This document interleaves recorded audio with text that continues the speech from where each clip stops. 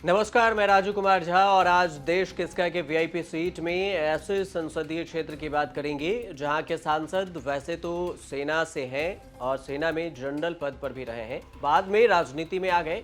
लेकिन जब भी उनसे पूछा गया कि पीओके भारत में कब आएगा तो एक ही जवाब आया सामने, इंतजार करिए, अपने आप ही भारत में मिल जाएगा पीओके। अब जब सांसद हैं तो केंद्रीय मंत्री भी रहे हैं। ऐसे में 2024 लोकसभा चुनाव से पहले जनरल वीके सिंह को लेकर गाजियाबाद के स्थानीय जानकारों का क्या कुछ कहना है, वहां की जनता की क्या डिमांड है, क्या दोबारा बीजेपी उन पर दांव खेलेगी या फिर 2024 के लोकसभा चुनाव में उनका टिकट कट जाएगा।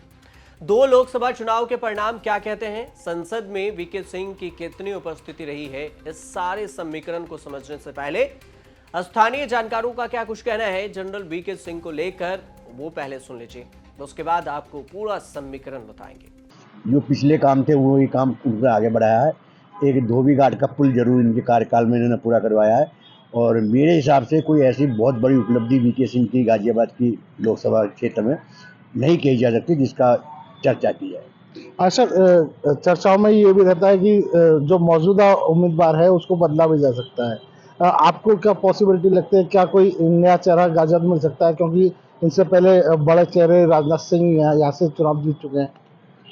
देखिए, वीके सिंह के जो है पिछला जो उनका 5 साल का कार्यकाल हुआ है उसमें उन्होंने बहुत झटके झेले, उनका विरोध काफ़ी है और खुलकर तो कोई नहीं कर पाता, लेकिन उनके विरोध में बहुत से लोग ऐसे लगे हुए जो टिकट के दावेदार हैं और मुझे नहीं लगता कि वीके सिंह का टिकट कटेगा। टिकट वीके सिंह को ही मिलना है। देखिए, मैं एक बात बताऊं कि जहाँ तक मेरी पर्सनल सोच है उसमें 2014 के बाद ही हिंदू खतरे में आया है। उससे पहले 600 साल अंग्रेज मुस्लिम राज कर गए, 200 साल अंग्रेज राज कर गए, तो हिंदू कभी खतरे में नहीं आया। लेकिन 2014 के बाद बीजेपी ने ऐसा माहौल बना दिया है पूरे देश में कि जैसे हिंदू को बहुत बड़ा खतरा है, जबकि ऐसा कुछ नहीं है। आज की स्थिति ये है कि अगर जैसे मैं हूँ, मेरे विचारधारा दूसरी हो सकती है, मैं किसी और पार्टी का वोटर हो सकता हूँ, लेकिन आज की स्थिति ये है कि अगर आप बीजेपी में नहीं है तो आप ये मानिए कि आप हिंदू नहीं है। ये लोगों की सोच बन गई है। बीजेपी ने कुछ किया ना किया, हिंदू मुसलमान के बीच में इतनी गहरी खाई कर दी है। यहाँ पे चेहरा मायने नहीं रखता, क्योंकि वोट यहाँ पे मोदी जी के नाम से मिलती रही है, अब योगी जी के नाम से मिल रही है। और दुर्भाग्य रहा है गाजियाबाद का कि जो यहाँ का सांसद बना है वो ज़्यादातर बाहर का बना है। पहले राजनाथ सिंह रहे, अब वीके सिंह आ गए। वीके सिंह इतना बड़ा पद है, उसके बावजूद यहाँ से लोगों को मिलने में उनको टाइम लगता है, मिल नहीं पाते। अगर लोकल सांसद जो गाजियाबाद का रहने वाला हो और वो यहाँ हमें मिले तो हमारा सौभाग्य होगा, चाहे वो बीजेपी का हो, तब भी लोगों को मिलने में उससे आसानी होगी। और मेरी नज़र में वीके सिंह तक पहुँचने के लिए लोगों को बहुत टाइम लगता है। अच्छा, काम के हिसाब से बात करें, 5 साल का क्योंकि कार्यकाल तकरीबन पूरा हो चुका, उससे पहले भी सांसद रहे हैं, काम के हिसाब से किस तरीके से देखते हैं इनके कार्यकाल को? देखिए, गाजियाबाद खुद दिल्ली के नज़दीक है, काम तो यहाँ निरंतर होते आए हैं और वीके सिंह जी ने ऐसे कोई यहाँ पे तोप नहीं चलाई जिसे कहा जाए कि हो जाए, क्योंकि नमो रेल जो चली है वो मोदी जी की देन से चली है, इनका कुछ योगदान नहीं। लेकिन हाँ, इन्होंने रेलवे स्टेशन का काम चल रहा है जो शायद इनकी अगली बार अगर इन्हें टिकट मिला ये आएंगे तो तब पूरा हो पाएगा। हाँ, कई सारे फ्लाईओवर बने, धोबी घाट फ्लाईओवर की बात करें तो मात्र एक धोबी घाट फ्लाईओवर है जिन्होंने बनाया है, जिसकी वजह से हुआ है। आप देखेंगे गाजियाबाद के अंदर जितना विकास होना चाहिए था उस स्थिति से अभी विकास कोसों दूर है। कई बार चर्चाएं सर चलती हैं कि जो उम्मीदवार है बदला जा सकता है पार्टी द्वारा। क्या उम्मीद लगती है, ये वीके सिंह जी रिपीट इस सीट पर किए जाएंगे एज ए उम्मीदवार, या कोई बदलाव भी समझते हैं, क्योंकि और भी लोग गाजियाबाद के ही जो नेता हैं वो भी इनके सापेक्ष टिकट मांग रहे हैं, तो क्या कोई लगता है कि संभावना? देखिए, भाजपा में जहाँ तक बात की जाए, भाजपा के अंदर आजकल निष्पक्ष टिकट मिल रही है और उन्होंने नमो ऐप बनाई है जिसकी वजह से वो सर्वे करा रहे हैं। बात की जाए वीके सिंह की, तो वीके सिंह का यही आरोप लगता रहा है कि वो बाहर, यहाँ का लोकल गाजियाबाद का कोई भी हमारा भाई बीच में से निकल के भाजपा से टिकट लेता तो हमारा दुख दर्द समझेगा और मिलने में आसानी होगी। वैसे तो बहुत मुश्किल है कि इनका टिकट कटे। लगभग ये मान के चलिए कार्यकाल तो इनका अच्छे गाजियाबाद से रहा है, कनेक्टिविटी अच्छी है, नमो भारत है, सड़कों का भी सुधार हुआ है और ऐसा नहीं है कि लोगों के बीच में भी जब बुलाते तो आप पहुंच ही जाते हैं। वो तो ऐसा तो लगता है तो वीके सिंह ही दोबारा कैंडिडेट यहाँ से होंगे। सर, कई बार चर्चा चलती है कि कैंडिडेट बदला भी जा सकता है, तो क्या पॉसिबिलिटी लगती है वीके सिंह की जगह कोई और भी उम्मीदवार भाजपा दे सकती हैं? नहीं, देखिए ये भाजपा है, ये किसी भी कैंडिडेट को कहीं से भी दे सकते हैं, इसमें कोई दो राय नहीं है। लेकिन इनका टिकट कटना तो बड़ा ही मुश्किल है। हालांकि कैंडिडेट को गाजियाबाद के लिए वैल्यू नहीं रखता है, यहाँ केवल पार्टी है, पार्टी के बेस पे कोई भी कैंडिडेट हो यहाँ से निश्चित तौर पर उनकी जीत। अच्छा, 24 चुनाव की बात करें, भाजपा या कांग्रेस, कौन सी पार्टी बढ़त में दिखाई दे रही है? नहीं, देख ले, पिछली बार इनका था लगभग इनका टारगेट था 33% वोटर का, और अब इस बार वो 50%, 50% लेके चल रहे हैं। तो उम्मीद है 50% इनका टारगेट पूरा होगा। केंद्र सरकार में विदेश राज्य मंत्री रहे वीके सिंह 2014 में पहली बार सांसद चुनकर आए थे। 2014 से पहले इस सीट पर राजनाथ सिंह चुनाव लड़ चुके हैं और 2014 में इस सीट से बीजेपी ने वीके सिंह को उम्मीदवार बनाया था और यहां जीतने के बाद वह केंद्र में मंत्री भी बनाए गए थे। इस सीट पर मुख्यतः मुकाबला बीजेपी और कांग्रेस के बीच में ही होता रहा है, लेकिन पिछली दो पारी से यहां पर बीजेपी का कब्जा बरकरार है। 2009 के लोकसभा चुनाव में यहां से राजनाथ सिंह जीते थे, जो अब लखनऊ से लोकसभा के सांसद हैं और फिलहाल में केंद्रीय मंत्री भी। गाजियाबाद लोकसभा चुनाव परिणाम की अगर बात करें 2014 की, तो बीजेपी की तरफ से जनरल वीके सिंह मैदान में उतरे, जिन्हें 7,58,482 वोट मिले। कांग्रेस की तरफ से राज बब्बर उतरे, उन्हें 1,91,222 वोट ही मिल सका। उसके बाद बसपा की तरफ से मुकुल उपाध्याय मैदान में उतरे, 1,75,085 वोट उन्हें मिला।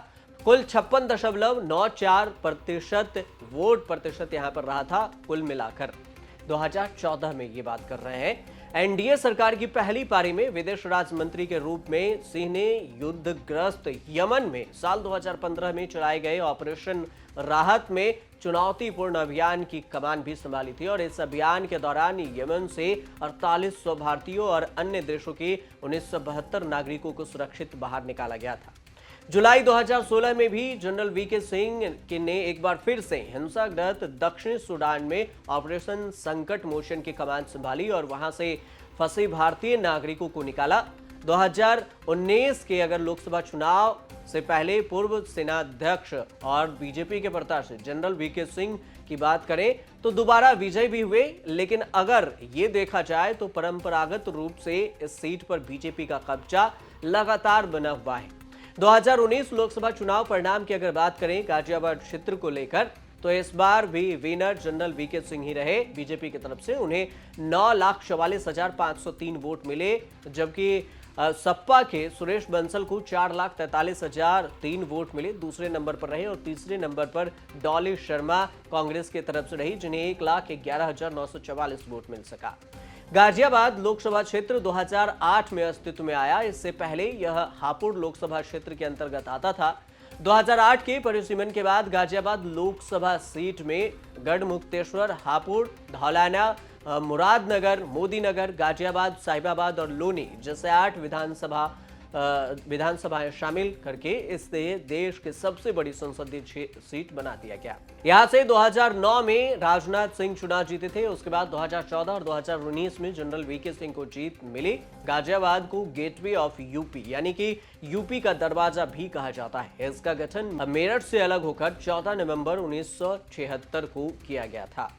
गाजियाबाद की जातीय समीकरण को समझने से पहले यहाँ की जनता क्या कुछ कहती है वो भी समझ लीजिए। दर्शन भी दुर्लभ हो गए हैं जी, बिल्कुल काम नहीं करा। दर्शन भी उनके दुर्लभ हो गए हैं, नजर ही नहीं आते वो आज तक। कोई बता दीजिए कोई विकास कार्य उन्होंने किए हो तो हमें तो नजर नहीं आ रही जी। हम भी स्थानीय आदमी हैं के। ऐसा है, जनरल साहब आम जनता की पकड़ से दूर हैं। जो शहर की जनता को चाहिए उससे वो दूर है, क्योंकि कोई भी शहर की जनता मिलना चाहे, अपना विकास कार्य कराना चाहे, किसी को कोई परेशानी हो तो उससे वो दूर है, क्योंकि वो बड़े नेता हैं, वो छोटे पब्लिक को नहीं मिल पाएंगे। इसलिए हम चाहते हैं कि शहर का कोई लोकल आदमी या लोकसभा में प्रत्याशी बनाया जाए और वो जीत के आए। हम चाहते हैं कि सरकार भाजपा की आए, लेकिन इसमें लोकसभा के जो मतलब जो लोकसभा में हमारे बनेंगे सांसद जी, ये लोकल आदमी होने चाहिए, जिससे कि शहर की जनता कोई भी जाके अपने मन की बात कह सके और अपना विकास कराने में योगदान ले। देखिए 15 साल से जो हमारे जनप्रतिनिधि बने हैं, सांसद जो बने हैं, चाहे राजनाथ सिंह रहे, जनरल वीके सिंह रहे, ये व्यापारी और पब्लिक से दूर रहे। हमें चाहिए अपने लोकल का।